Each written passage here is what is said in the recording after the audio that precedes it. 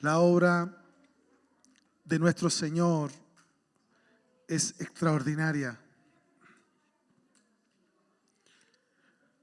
porque nuestros testimonios y nuestras vidas hablan del poder transformador de nuestro Dios en nosotros y en millones y millones de personas a través de la historia. La obra de Cristo en nosotros ha hecho ser individuos, personas, familias que tienen una marca, y si me permite usar la palabra marca, no voy a hablar de la marca de la bestia, no es nuestro tema hoy. Tantas interpretaciones y posturas, ¿no? Pero sí hay una marca que es la marca del Cordero, que es la marca de la sangre de Jesús sobre nuestras cabezas.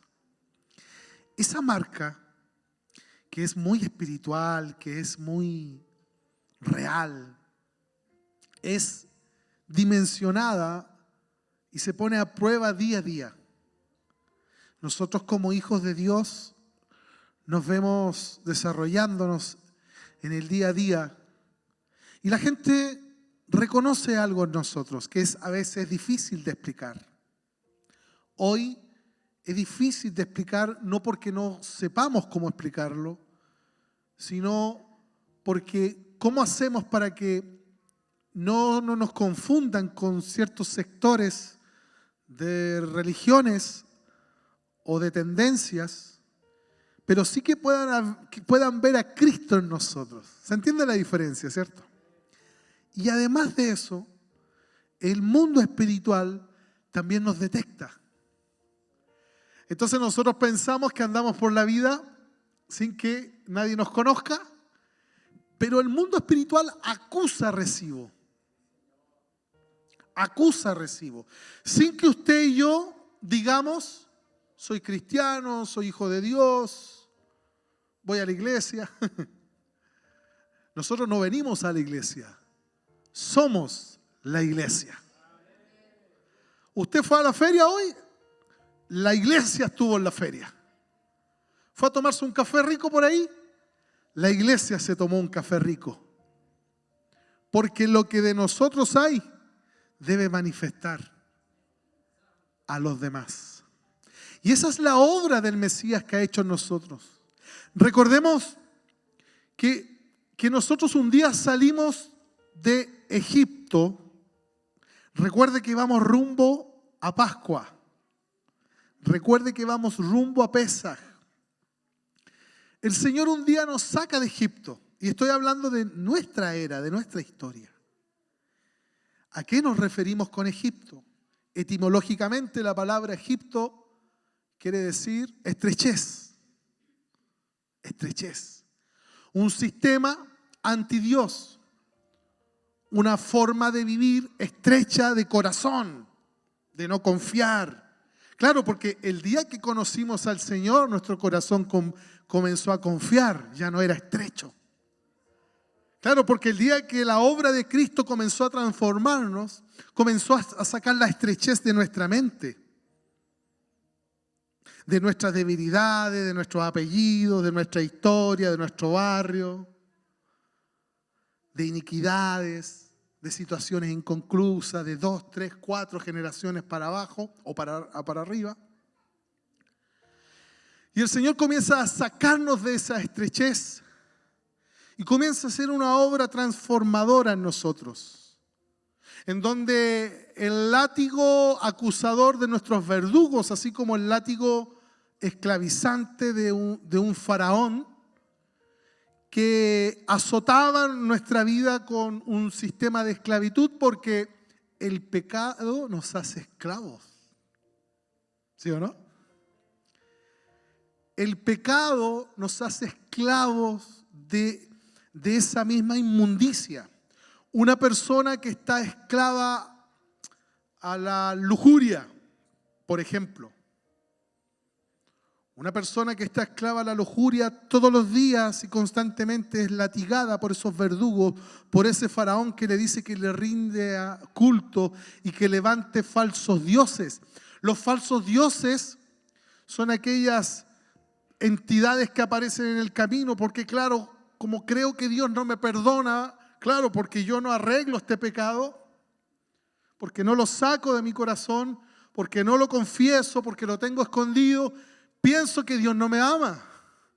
Pienso que el Señor no me perdona, que no me da oportunidades. Entonces comienzo a tener dioses, semidioses, dioses paganos, que es la autosuficiencia, que es el autoperdón, el autocontrol, la justificación de mis pecados, y comienzo a levantar en mi corazón dioses ajenos. Pero el Señor quiere que salgamos de la mano de Faraón, salgamos de ese sistema vicioso de pecado y que salgamos a su obra redentora de libertad. Somos hijos de libertad. El Señor nos sacó de esclavitud, de nuestros pecados. El Señor nos ha hecho caminar a cada uno de nosotros. Aquí hay gente que lleva 30 años en el Evangelio, poquito más, algunos poquitos menos. Pero cual sea el tiempo cronológico, hemos tenido algo muy parecido a lo que Israel vivió cuando salió de mano de la casa de Faraón. Queridos, el ser humano tiene dos formas de vivir. Hay dos casas en las cuales nosotros podemos vivir. O es en la casa de Faraón. Ahora usted vaya poniéndole sinónimos a esa casa. Faraón igual a la casa del enemigo. Y hay otra casa, la casa de la libertad. No del libertinaje, sino que de la libertad en el Hijo. La casa del Padre. Acá está la casa de servidumbre y acá está la casa del Padre, donde tenemos acceso a una mesa, donde tenemos acceso no al milagrero, sino que al Padre. Y acá hay otra casa. Entonces el Señor nos ha sacado de esa casa, sin Cristo, sin el Mesías, y ha hecho un cambio de transformación en nosotros. ¿Para qué? Para luego vernos enfrentados a un mar rojo y darnos cuenta que Dios es Dios de lo imposible y que abre el mar delante de nuestros ojos, porque todos nosotros tenemos muchos mares rojos que se han abierto en nuestra vida, y el carro y el faraón venían atrás. Escuchábamos sus gritos de guerra, sus gritos de venganza. Escuchábamos cuando venían a cobrarnos la cuenta de una obra que ya estaba pagada. Y el mar se abre delante de nosotros, otra oportunidad, y comenzamos a caminar en seco. Jesús dijo: yo soy el camino. Y comenzamos a caminar en seco y llegamos a un lugar con un destino, a los pies de la montaña, donde comenzamos a ser educados. Hay una versión que dice de los evangelios: arrepentidos y convertidos porque ha retornado la educación del cielo. Y el Señor comenzó a educarnos. Y educarnos no es otra cosa que comenzar a apreciar, a observar, a vivir los mandamientos de Dios. A darnos cuenta que antes sin Dios había muchas cosas que parecían normales, pero ahora somos educados en su casa, en la casa de papá. Antes en la casa de Faraón estaban permitidas muchas cosas que a la larga nos hacían muy mal. Pero ahora en la obra redentora del Mesías somos educados para que esos mandamientos produzcan en nosotros verdaderos hijos e hijas de Dios. Y allí comienza nuestra historia. Cada uno de nosotros, rescatado de Egipto, que representa estrechez, que representa nuestros pecados, que estábamos atados de manos, de ojos, de mente, de pies, que no podíamos salir de esa condición pecaminosa. Pero el Cordero nos marcó con su sangre. El Cordero nos marcó con su sangre. Y en la cruz, bendita cruz del madero, su sangre, el pacto renovado, el pacto del Señor, diciendo: yo doy mi vida como un cordero para que todos mis hijos sepan que tienen lugar en la casa de papá, con una marca, un sello de amor. Todo esto es porque estamos en vísperas, ¿sí? Está bien dicho, en vísperas de una temporada tan especial para nosotros. Y digo nosotros como hijos de Dios. Ahora, usted no ande peleando por Facebook, ni por Twitter, X. Si algunos hermanos en la fe no observan estos pasajes bíblicos o no lo hacen, usted tranquilo. Porque el Señor no nos ha enviado a andar peleando con la gente, ¿vio? No, es que tú supieras en mi iglesia lo que manejamos. ¿Ah? ¿Escuchado eso? La revelación que manejamos. Hermano, no es ninguna revelación que manejamos. Es pura gracia de Dios. Es pura gracia que no merecíamos aprender y aprendimos. Pero como dice el ángel en Apocalipsis, el que tenga oído, que oiga. Y un día escuchamos. Y un día el Señor nos educó y nos dio un ciclo, un circuito de fiestas que hablan de la obra redentora del Mesías para nosotros y para todos. Entonces nos trajo un poquito más de luz a nuestro caminar con temporadas marcadas, porque el ser humano necesita fechas claras para no olvidar de dónde nos sacaron, para no olvidar dónde estamos, ni para dónde vamos, ¿sí o no? Entonces las fechas son sumamente importantes, las temporadas marcadas. Es por eso que en la creación, el Señor, cuando está creando las grandes lumbreras y separa la luz de la oscuridad y hace todo un sistema de ingeniería para marcar, comienza a marcar tiempos y estaciones para orientarnos, para que nosotros supiéramos por dónde vamos. Y las fiestas nos entregan todo esto. Nos entregan un circuito muy pedagógico, pero recuerde, muy profético. Muy profético. Vamos a leer el libro de Lucas. Lucas, capítulo 22. Gracias por este té.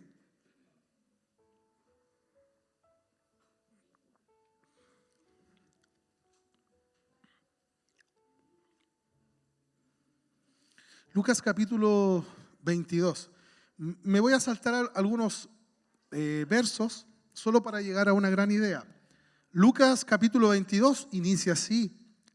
Dice: estaba cerca la fiesta de los panes sin levadura, que se llama la Pascua.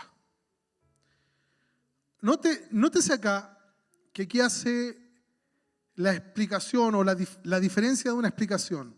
En muchos pasajes del Nuevo Testamento, a panes sin levaduras le llama Pascua y a Pascua le llama panes sin levaduras, sabiendo que son dos fiestas en una. ¿Sí? Entonces, Lucas dice: estaba cerca la fiesta de los panes sin levaduras, que son tres fiestas en una, porque hay que agregar ahí primicias, que lo entrega el Antiguo Testamento. Y dice: y los principales sacerdotes y los escribas buscaban cómo matarle. Están hablando de Jesús, porque temían al pueblo. Verso 7. Llegó el día de los panes sin levadura, en el cual era necesario sacrificar el cordero de la Pascua. Eso en el calendario hebreo es el 14 de Nisan. Nisan es el mes cabeza del calendario hebreo. Amén. Nisan o Nisan es el calendario cabeza de los siguientes meses que vienen a continuación. Eso lo explicaba el pastor hace 3 semanas atrás, en una de sus mensajes. Y Jesús envió a Pedro y a Juan diciendo: id, preparadnos la Pascua para que la comamos. ¿Quién dijo eso? Jesús, nuestro Mesías. Vamos al verso 14. Ahora, hagamos un paréntesis. Yo estoy leyendo la Biblia. ¿Cuál es la que tengo acá? Las Américas. Esta es la Biblia de las Américas. Recuerde que los subtítulos que aparecen en su Biblia, ¿tiene subtítulos? Estos subtítulos no fue que Pedro y Juan o los escribas lo iban poniendo entre medio, ¿vale? Estos subtítulos aparecieron tiempo después, mucho tiempo después, que era una forma como de ordenar los párrafos, pero en varios pasajes de la Escritura aparecen subtítulos, pero es la misma idea. Es decir, hay subtítulos que como que no ayudaron mucho. O sea, la palabra de Dios es infalible. Lo que estamos mencionando fue lo que se introdujo post relato de la Escritura. Amén. Y aquí aparece un subtítulo que dice: Jesús instituye la cena del Señor. ¿Le aparece eso? En algunas Biblias aparece. Ahora, tal como la cena del Señor, si la vemos con un lente del catolicismo romano, no nos ayuda para entender lo que está ocurriendo en esa Pascua. Si usted y yo tenemos raíces romanas y nos aparece la Santa Cena, no vamos a comprender de qué estamos hablando. Por eso es mejor ir al texto, al contexto y a la historia. ¿Qué le parece? Ahora, esta frase que dice el Señor es extraordinaria. Verso 14. Cuando era la hora, se sentó a la mesa y con él los apóstoles y les dijo: cuánto he deseado comer con vosotros esta Pascua antes que padezca. Eso dice su Biblia, ¿cierto? Cuánto he deseado vivir, cuánto he deseado comer con vosotros esta Pascua. La Biblia, la palabra de Dios, es un libro extraordinario porque está lleno de vida del Espíritu. La palabra del Señor en muchos contextos deja entrever verdades. Amén. Nosotros no podríamos predicar cosas que no están escritas, porque eso sería un error. Pero sí hay patrones y hay luces y hay mucho sentido común de cosas que fueron ocurriendo. Es como cuando a veces vemos al apóstol Pablo, dice que iba de camino a tal lugar y de repente en el próximo capítulo aparece en un viaje y llega de invierno a otra localidad. El tema es que entre párrafo y párrafo pasaron muchas cosas.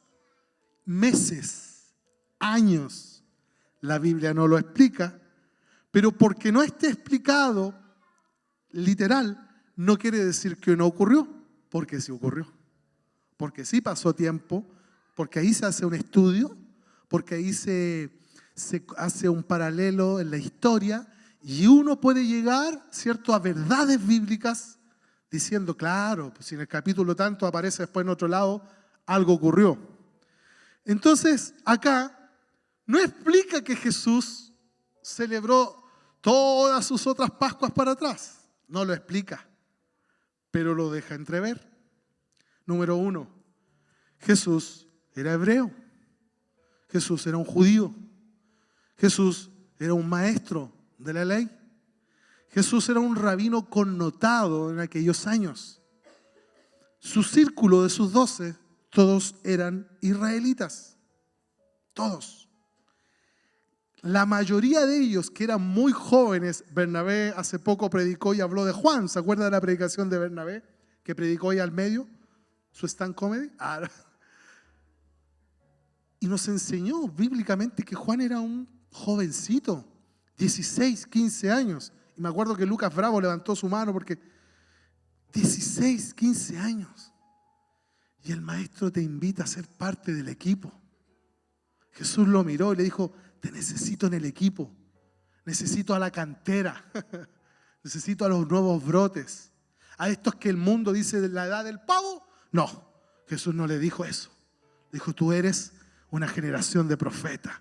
Tú eres una generación de entendidos en la palabra. Entonces, el contexto es ese. Son familias. Acuérdense que Jesús tenía parentesco con Juan el Bautista. Entonces, ¿usted cree que era la primera Pascua que estaban celebrando? ¿Cierto que no? ¿Cierto que hay mucha historia ahí? De ahí para atrás. ¿Cierto que esos ancestros también lo habían vivido de esa manera? Porque había un circuito anual. Porque había un calendario anual. Hoy día nosotros tenemos nuestro calendario acá, análogo o digital, lo tenemos acá. Y podemos darnos cuenta de las fechas que vienen. Pero en ese entonces eran mucho más capos que nosotros. Claro, porque hoy día con un iPhone, qué capo el iPhone. Pero había que ser capo en aquellos años, donde no había tecnología, o sí había tecnología, pero de otra manera. Entonces había que ser experto en la observación de los astros. Había que ser experto no en la adoración a los astros, ni la astrología caída, sino que había que ser entendidos, ¿cierto?, en las estaciones, en la luna llena de cada mes, que el Señor lo explicó así. Dijo que iba a haber una luna cada mes, una luna llena, y van ocurriendo varios fenómenos.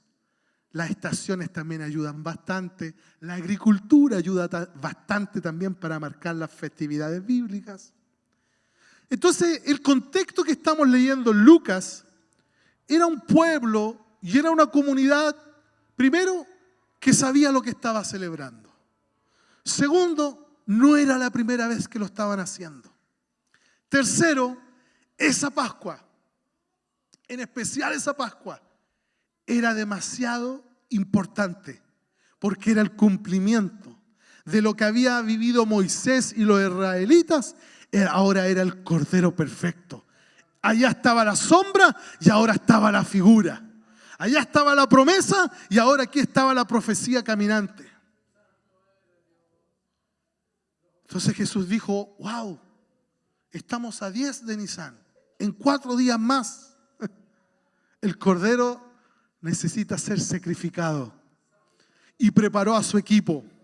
Ahora, saquémonos por favor de la mente toda la pintura del Renacimiento, la pintura romana, y sáquese de su cabeza una mesa fome, 13 personas así como moribundos, con un pedacito de pan que se están desmayando y un cádiz romano así como que...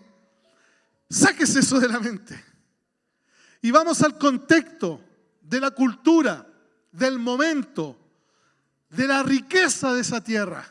Y ahora vea una mesa llena de frutos, de dátiles, de frutas, de matzá. Niños, digan conmigo matzá. Mira a los niños, están pero atentos. Pastor Héctor, yo sé qué significa matzá. Yo sé que saben. Matzá es pan sin levadura. Matzá es pan sin leudar, simple. Entonces hay una mesa llena de matzá o pan ácimo. Por acá hay pescado de la región. Por acá hay ensaladas del Mediterráneo. Es que imaginémonos esa mesa. No lo dice la Biblia, pero deja entrever. O cuando los amigos nos juntamos, ¿cierto?, a comer un asadito, hay una hostia. Hay una hostia, tío. Y hay un juguito de vino. No, hay un banquete. Hay una cena importante. Segundo mito que hay que descartar. No fue la última cena. Es imposible que fuese la última cena, porque Jesús dijo, esto háganlo en memoria de mí. Háganlo en memoria de mí. Por eso Pablo, cuando tiene un encuentro con Yeshua, por eso Pablo, que era perseguidor, porque él tenía mucha ley pero no tenía espíritu, cuando se encuentra con el Señor, comienza a viajar en el tiempo, comienza a ver la Torá, la palabra, dice: wow, yo perseguía a los que hablaban los profetas. Y se convierte verdaderamente al Mesías, al Hijo de Dios. Y dice: el Señor me explicó todo lo que era esa cena. No es que trajo algo nuevo, queridos. No es que Pablo de repente aparece escribiendo y dice: yo, por mandato del Señor que me explicó en privado, les traigo una nueva praxis, una nueva práctica de este movimiento. No, no es así. Era algo que hacían anualmente. Entonces hay una mesa maravillosa. Y están el equipo.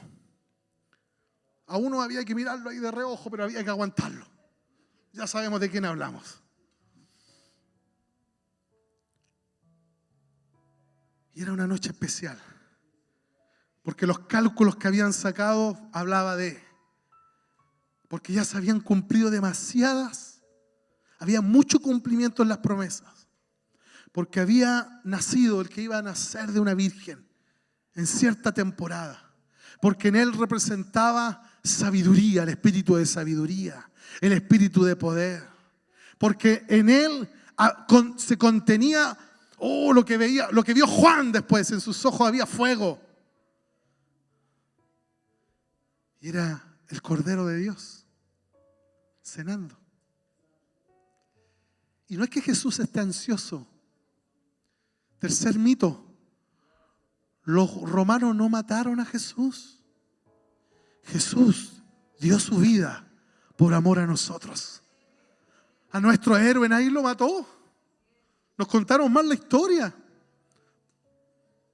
Y todos los años la película de Ben-Hur y el manto sagrado. Nos contaron la media historia, media mentira o media verdad. Yo soy el que da la vida por sus amigos, dijo él. Entonces estaba todo en cumplimiento. Claro, todos contentos, todos felices. Pero hay un detalle. Tiene que ir al sacrificio. Mi maestro tiene que ir al sacrificio esta noche. Entonces no es solamente que rico estar comiendo con la profecía al lado mío.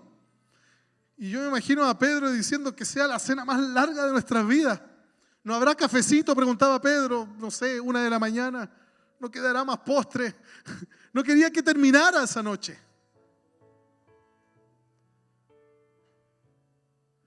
Entonces Jesús sabía lo que iba. Era la fiesta, pero Él era el sacrificio, el cordero inmolado. Lo mismo que ocurrió en Egipto, queridos. Un 10 de Nisán, el Señor le da la instrucción a Moisés y les dice: tienen que tener un cordero de 1 año, sin mancha, sin defecto, como nuestro Señor. No le encontraron nada a Jesús. No le pudieron encontrar nada. Claro, le inventaron calumnias, pero no tenía mancha. Estaba puro. El santo. Y el cordero, el Señor le dice a Moisés, y el cordero lo van a asar completamente en sus casas. Y van a comer el cordero completo. Y dice Éxodo, lo van a hacer asado, no en una olla, asado a vista de todo Egipto, que algo estaba ocurriendo. Y dice que los hombres y las mujeres tenían que cenar esa noche con los lomos ceñidos. Lo mismo que estaba ocurriendo con los apóstoles. Cenaron con los lomos ceñidos. ¿Qué quiere decir los lomos ceñidos? Quiere decir prestos, preparados. Y aquí hay un consejo para nosotros. No es que Cristo va a volver al sacrificio, ¿no? ¿Se entiende eso? No es que todos los años hay que matar a Jesús. Una vez y para siempre, el sumo sacerdote. Amén. Lo que hacemos es la pedagogía profética para este mundo que todavía vive en oscuridad y no tiene la marca del Cordero. Es para anunciarle a las potestades, a los principados y a los espíritus que viene un juicio sobre las naciones. Acuérdense que la última plaga en Egipto, una de las últimas, la última fue la muerte de los primogénitos, pero una de las últimas fue la oscuridad densa. ¿Se acuerdan? Que hubo en todo Egipto una oscuridad densa, que se podía palpar la oscuridad. ¿Ha visto cómo se puede palpar la niebla? Se puede palpar la niebla, no se ve nada. Claro, está gris, pero esto era oscuridad. Pero había solamente en los hogares de los hijos de Dios había luz. Entonces la enseñanza para nosotros es: ¿verdaderamente tengo luz en mi hogar? Ese es el examen que tenemos que tomarnos año a año. Y ¿sabe? No nos gustan los exámenes.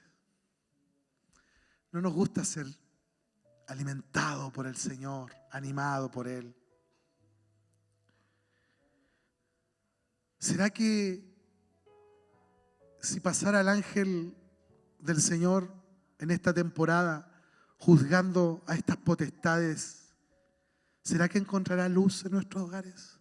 Acuérdense que había marcas, habían señales. Dice que la sangre del Cordero, ¿dónde estaba? En los dinteles de las puertas y en sus postes. ¿Sí o no? Claro. Una marca con una mata de una hierba se marcaron. Es lo que hizo Jesús en nuestros dinteles. Alzaos, oh puertas, vuestras cabezas, que entrará el Rey de Gloria. Por eso hablábamos de este tipo de señal en nuestra vida. Claro, no tenemos ninguna marca aquí roja en la frente para que digan, oh, y ahí están los santos, los que salieron de Egipto. No es necesario algo exteriorizado. Es muy importante lo que hay dentro de nuestro corazón. Cuánta palabra de Dios tenemos dentro de nuestro corazón y cuánta palabra de Dios ponemos en práctica. Entonces, ¿qué tal si nos cuestionamos? ¿Cuánta luz hay en nuestra vida? Jesús dijo, yo soy la luz. Yo soy la luz, dijo Jesús. ¿Será que mi llamita está bajita? Como una lamparita de aceite. ¿Será que mi lámpara necesita más aceite? ¿Será que necesito ser prudente como las vírgenes prudentes que tenían que tener porción suficiente para la noche, para la oscuridad? ¿Será que necesitábamos que nuestra combustión, que es la vida del Espíritu, hay que fortalecerla?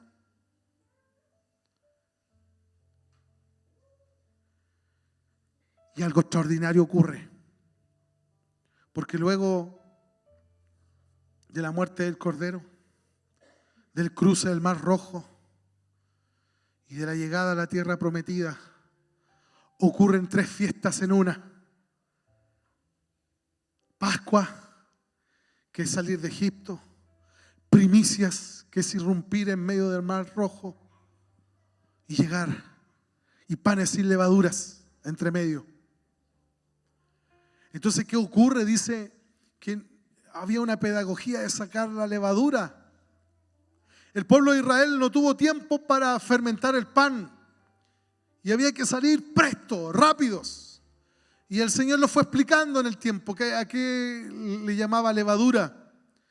Y para sorpresa nuestra, en el Nuevo Testamento nos encontramos con 4 tipos de levaduras que pueden estar afectando nuestra vida. La levadura de Herodes, la levadura de Corintios, la levadura de los saduceos y la última, los fariseos. Saduceos y fariseos. Ahí están las 4, sí. aparecen en la Escritura. ¿Será que el Señor dice cada año, revisan tu corazón? Si hay levaduras en estos 7 días de panes sin levadura. Oiga, y para sorpresa de uno, claro que encuentra levadura. Claro que encuentra levadura. Los saduceos no creían ni en la luz eléctrica, por mano. Bueno, no había. Los saduceos no creían ni en los ángeles, los saduceos no creían en la resurrección. Y el Cordero al tercer día resucitó. Él fue el primero en resucitar. Él fue la primicia del Padre.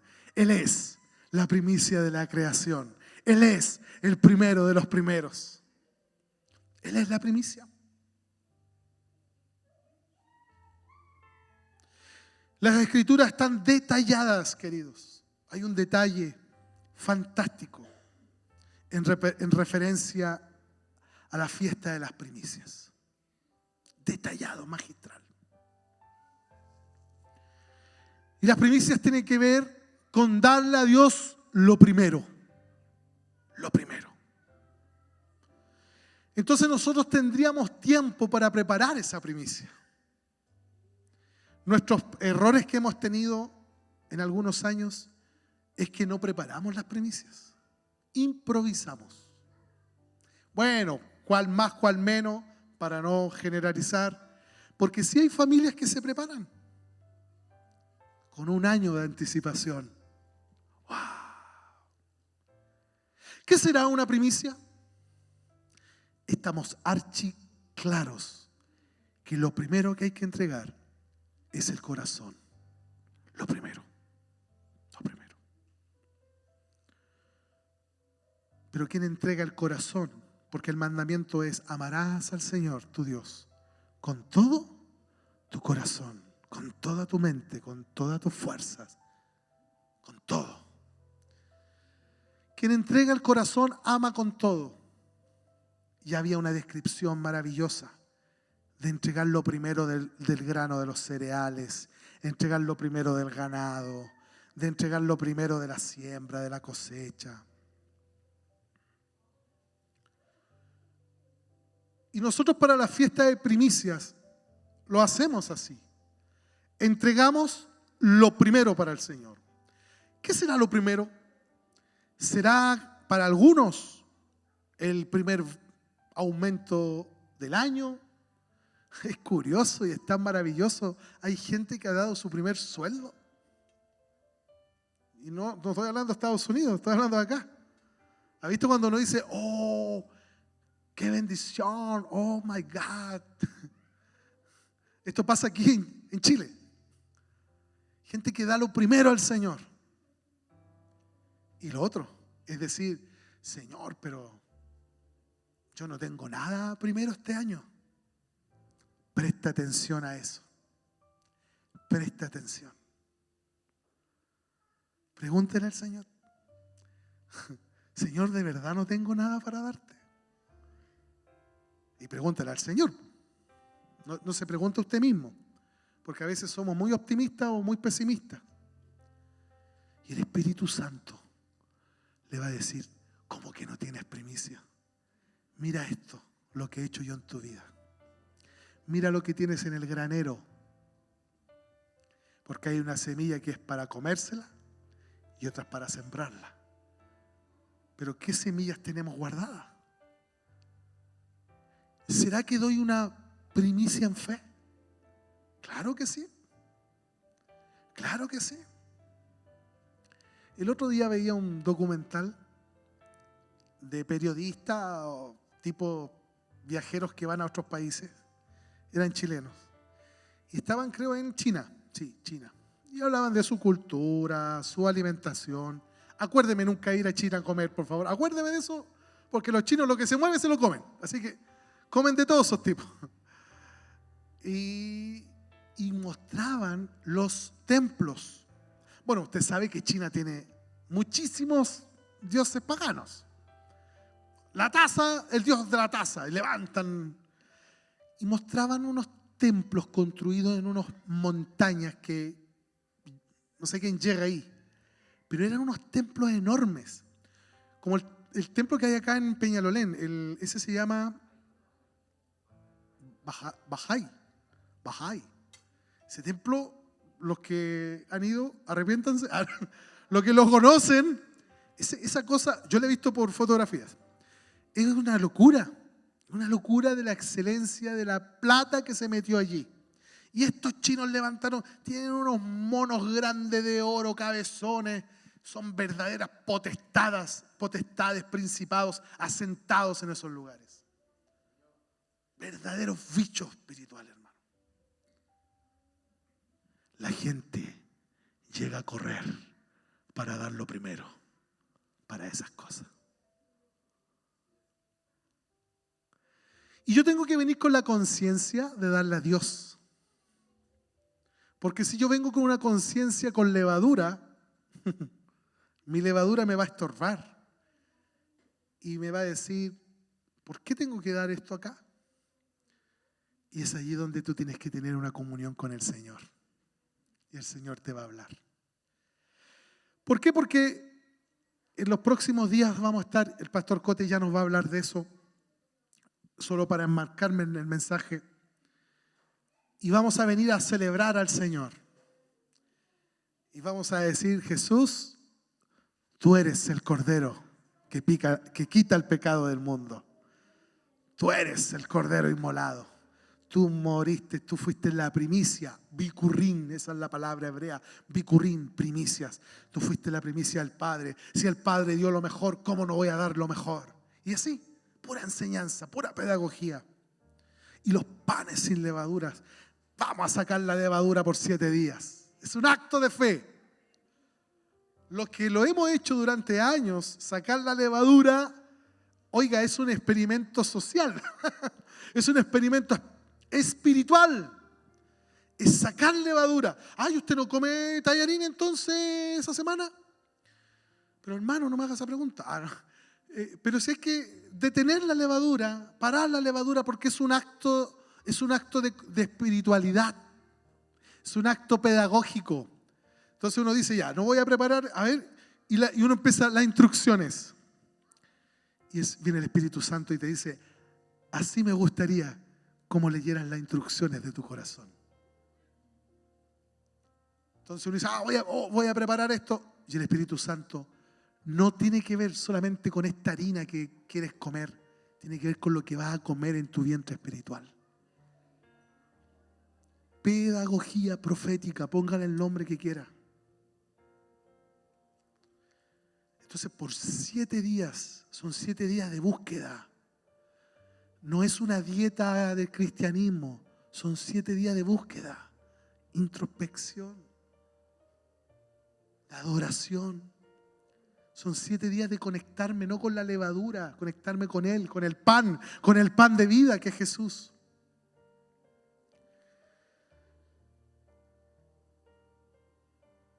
Entonces, si decimos que yo hago todo lo que Jesús hace, si Jesús celebró Pascua, ¿cómo no la voy a celebrar yo? Jesús no haría nada indebido que yo no merezca copiar. Pablo dijo, ¿quieren ser imitadores de Cristo? Dijo Pablo, sean imitadores de mí. Y yo celebro Pascua, dijo Pablo. Y dio varios consejitos de Pascua, de hecho. Varios consejitos en referencia al banquete. Varios consejos dio ahí en las cartas paulistas. Entonces, si Jesús lo hizo con sus discípulos, si obedecían a una historia literaria, oral, profética, ¿cuánto más nosotros cuando se acerca estas vísperas? Y decir, vamos a venir con la convicción a lo que venimos, que es estar con el Señor. Es con la convicción de proclamar nuestras casas con la sangre de Jesús. Es pasar el examen un año más. Es orar para que muchas personas se arrepientan y muchos que se creen grandes, que no quieren al Señor, esos también van a ser juzgados, como fueron juzgados todas las deidades de Egipto. Juzgados. Las 10 plagas fueron juzgados 10 dioses en Egipto. No lo podían creer cuando el río Nilo, el río que les daba sustento de alimentación, de mercadeo, de tanta fuerza, tanta riqueza para Egipto, el río que lo consideraban un dios, el río que decían que Faraón había salido de esas aguas, el río que era una tipografía de un leviatán, un orgulloso, porque Faraón era un orgulloso. La primera plaga, ¡pum!, las aguas convertidas en sangre, derrotados sus dioses paganos. Y así cada plaga derrotado, check, cayó. Y mi pueblo de la noche a la mañana sale en victoria y sale libre. Y les digo más, lo que dice la palabra, salieron ricos. ¡Ricos! La gente, los egipcios les decía, váyanse. Ahí tienen el reloj, el teléfono, los computadores, las joyas, oro, ricos. Acuérdense que Faraón, negociante Faraón, cuando le decía a Moisés, bueno, sale tú y Aarón a hacer fiesta al desierto. No, tenemos que salir todos, padre, abuelo, hijo, nieto, perro, gato, todos, o no sale uno. Bueno, sale con tu esposa, con tus hijos, pero déjame el ganado. ¿Se acuerdan? Que les dijo, váyanse, pero dejen el ganado. No, salimos padre, viejo, niño, perro, gato y ganado. ¿Por qué? Porque en el desierto había que sacrificar holocausto al Señor. Tenemos que sacrificar. Y a veces hay que sacrificar el novillo regalón, que no es para mí, es para Él. Es para Él. Querida familia Antioquía, en los próximos días nos vamos a dar a la cita de venir y subir a la convocatoria con el Señor, de recordar todo lo que sabemos, lo que el Espíritu Santo nos va a enseñar, lo que está en su palabra, y lo vamos a vivir no como un circuito en círculo todos los años. Recuerde, esto es una espiral ascendente. Cada año aprendemos un poquito más. Cada año somos mejores personas, a lo mejor no para el mundo, pero para Jesús sí. Cada año tenemos mayor compromiso con Él. Cada año aprendemos una verdad de Dios revelada. Cada año. No es que repitamos un patrón como conejitos en una jaula, sino que somos hijos, hijas, que le celebramos a Él. ¿Cuánto he deseado vivir, comer esta Pascua con ustedes?, dijo Jesús. Si Él se alegró, yo me voy a alegrar. Y Él sabía a lo que iba. Él iba a la muerte de cruz. Pero Él también sabía que iba a resucitar y a gobernar y a dejarnos esta pista anual. Así que nos vamos a ir con una tarea para la casa, que es preguntarle al Señor, ¿cuánta luz tengo en mi hogar? ¿Estarán verdaderamente marcadas mi familia por la sangre de Jesús? ¿Será que necesito llenar de combustible la lámpara que está en mi hogar? Y llámese hogar desde el corazón, ¿sí?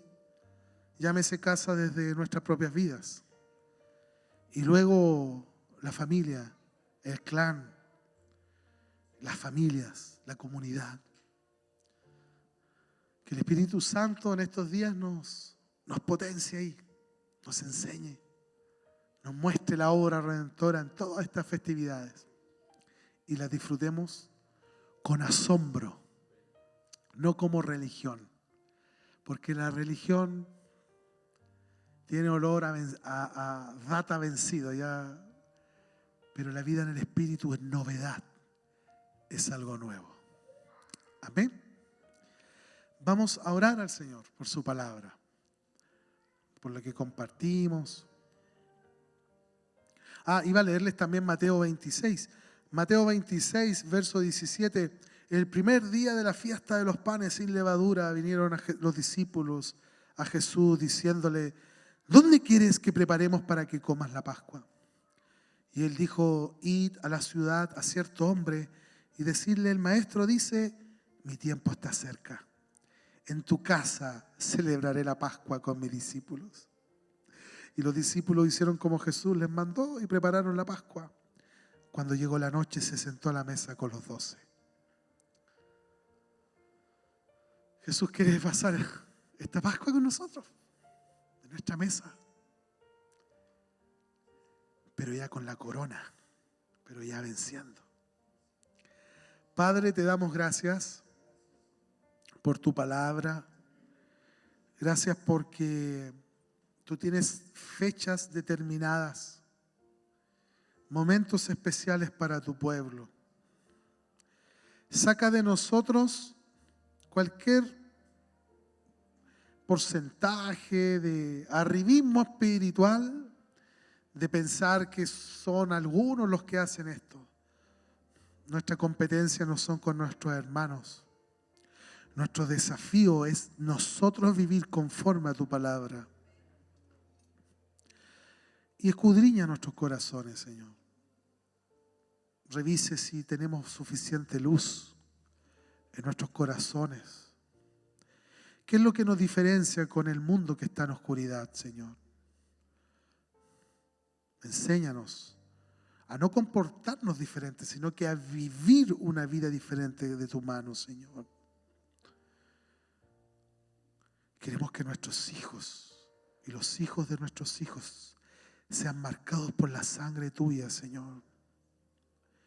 Que el Egipto de hoy no los absorba como esclavos intelectuales, sino que sean hijos libres del pecado, libres en la tierra prometida que eres tú mismo, Señor. Señor, y también ayúdanos a preparar primicias delante de ti. Haznos sabios, prudentes. Tu palabra dice que cada uno dé según haya prosperado. Y no es una carga lo que tú nos pides, sino que es un acto de fe, de creer en el Dios de la lluvia, el Dios de la siega, el Dios de la plenitud, del bienestar. Enséñanos y ayúdanos a darle un modelo a nuestros hijos, a nuestros nietos, al mundo espiritual. De decirnos, el Señor es lo primero, por eso ponemos esto delante de sus pies. Y enséñanos a sacar la levadura de nuestros corazones, que va más allá de comer un espagueti con levadura. Tiene que ver con cuánta tropiezo, doctrinas erráticas tengo en mi mente, en mi corazón. Gracias, Señor. Y así como tú te alegraste, como anhelé este momento, nosotros también nos alegramos contigo para acudir a tu mesa. Prepáranos, papá. Por favor, en el nombre de Jesús. Amén.